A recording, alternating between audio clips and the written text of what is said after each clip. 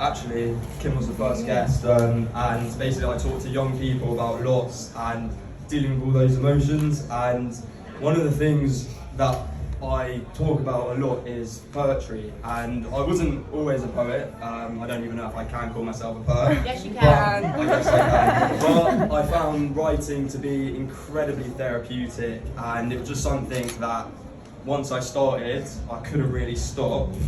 So I'm going to read this piece I call Cancer Diaries. I do know it off by heart, but like I'm shitting it, so it's on my phone.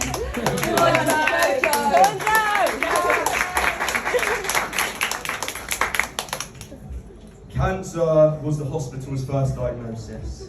A hostile opposition, a dangerous prognosis. It's a hard road ahead, she knows this. Focused, she discloses her battle plan with people that were her closest. Ready to answer this explosive test with blood, toil, tears and sweat. So she delves deep in her war chest, uncovering the strength only known by the best. Her strategy awakes like a game of chess. The queen will survive, check. But it's not so plain sailing. Her cells misbehaving uncontrollably. Chemo, a friend with motive so villainy. Her only treatment causes so much brutality. Each round more profound than the last, casting dark circles around her eyes. As she lies awake at night, hating her life. Her muscles immobilized, she wants to cry, but she pulls herself together and falls asleep. Time passes. Maybe weeks, and the tumour's reducing. Positive news, but her hair she's losing. She's healing, and yet feels defeated. It's confusing. She walks over to the window, limping in pain, stares at the trees leaning on the window pane. She breathes. 1 breath. 2. She realises what she needs to do. Either wave the white flag and negotiate her fate, or take matters into her own hand. Act, not wait. So she acted. Her diet she changed, the vegetable range, healthy fighting foods, all that she ate. Positive thinking, rewiring her brain, facing adversity in a calm and collected way. And then, on one June afternoon, her phone on 2 bars on charge in her room, watching Lion King with her kids, 8, 6 and 2. The 3 kids too fixated on the HD screen. In between each scene they see a parallel. Simba's life started spinning carousels. His father fell, leaving a young kid without a parent. Well, her kid's confused. Scarred for Simba, a parent lost so soon, but kids have parents is all that they knew.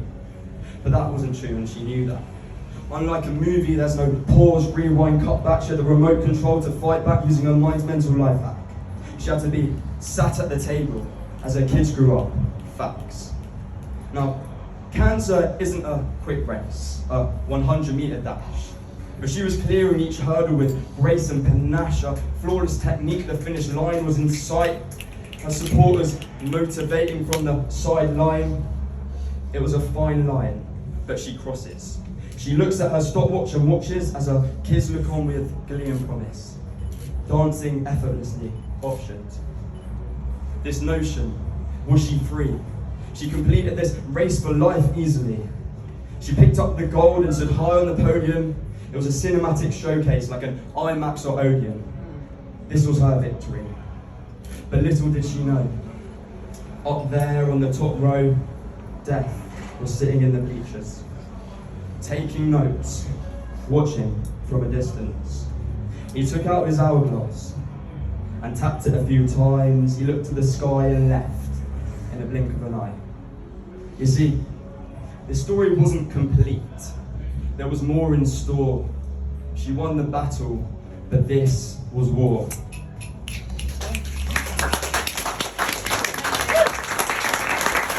And I actually felt pretty good, I'm not gonna lie. I did not intend to do a second piece, but after seeing everyone do it, I want to jump on the fun. So this, not a weird story, but when I first started writing, I went back to uni after I lost mum, and I was like walking home from one of the lectures, and I was listening to like Loyal Partner, and I was like, yeah, like I kind of want to write, like I've got thoughts, let me write this down. So I went home and I just started writing, and This was the first piece that I wrote, so it's a bit all over the place, but like, it was, at the time, it was just all my thoughts like on one page. And I haven't read this in quite a while, so I don't know how, whatever, but this is why I'm up here, so yeah.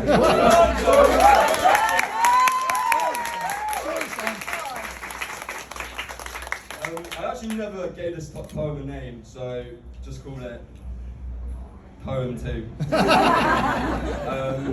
Poem 2. I wake on the wrong side of the bed, questioning my stability, thoughts in my head, clenching my chest. I search for answers that never present, all that is left, the wardrobe of mess left untouched. Stress silky dresses unloved, it's enough to take my strength and sanity. As I desperately search my brain for a memory, but this travesty has made my life a painstaking melody. A minor scaled piece fueling my anxiety. Naturally, I project my anger on society. I'm rightfully hurting those who show kindness. It's unjust, undignified, unrighteous. Despite this, these are my coping devices. No joke, this grieving evokes panic and derange as I hear mum calling out my name. A tame mimic in the back of my brain, tearing away at my inner core, luring me towards a lifetime of pain. You'll find I'm imprisoned in my mind, but I can't escape. Still bars keep my thoughts at bay, locked away, I'm far from free. Mind-numbing meds are a short release, it's peak.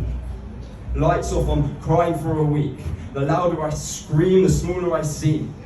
Drowning in sweat, struggling to breathe, I wheeze as life's rope tightens. I'm suffocating and frightened, the uneasy pain only heightens. You see, there's this grey cloud that follows me.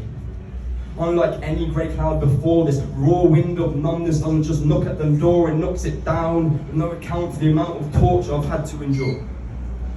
This grey cloud isn't just passing by, it's a toxic lullaby, present from morning to night. The sky is a voice of guidance with my best interest in mind. But you'll find it's a plague of darkness that you can't run or hide from. But Mum always knew the right things to say. She just had this way, no matter what time of day or how fast the cancer spread.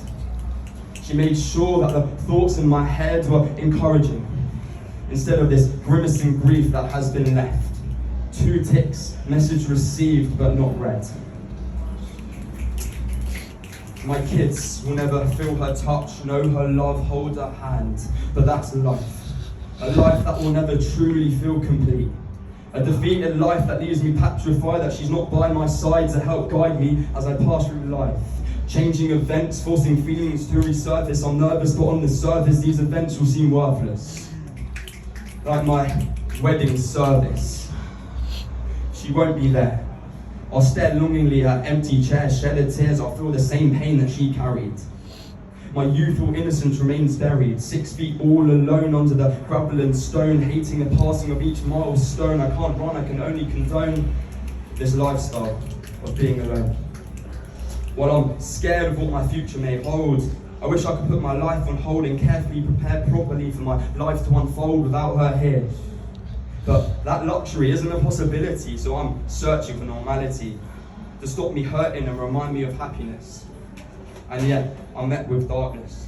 I can't even detect the faintest smile. It's been a while since I've given myself fresh air. It's just, I can't bear their questions and my vulnerability. Even though I've been feeling particularly needy, I'm refusing to ask for help, so I'm losing myself, my health, and forgetting my life plan. I'm bleeding, I'm hurting, trying to testify why I can't ask Mum for advice. But wait, it connects. That isn't entirely correct. With her last few breaths, she left a departing gift. One that can be seen ever so clearly. I sat beside her, tears strolling down my face heavy, nowhere to escape. I was left staring death in the face. Then the most remarkable thing occurred. Absurd. In all her tiredness and pain, she gathered what strength remained, gathered my hand and squeezed. The pain in my chest eased, we didn't need to speak. She was coating me in protection for as long as I need. So with pride, head held high, mum's blue eyes shine brightly in the sky, her timeless lessons speak to me. She battled cancer fiercely.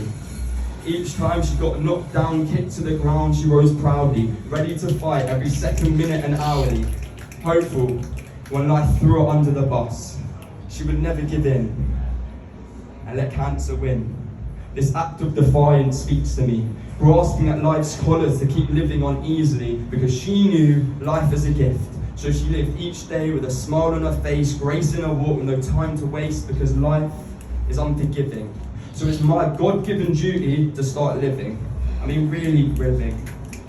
Appreciate the beauties of life, things otherwise hidden, like the tuneful tone when birds sing, or wonders winter walks in the park bring. Because life is too short, and I see that now.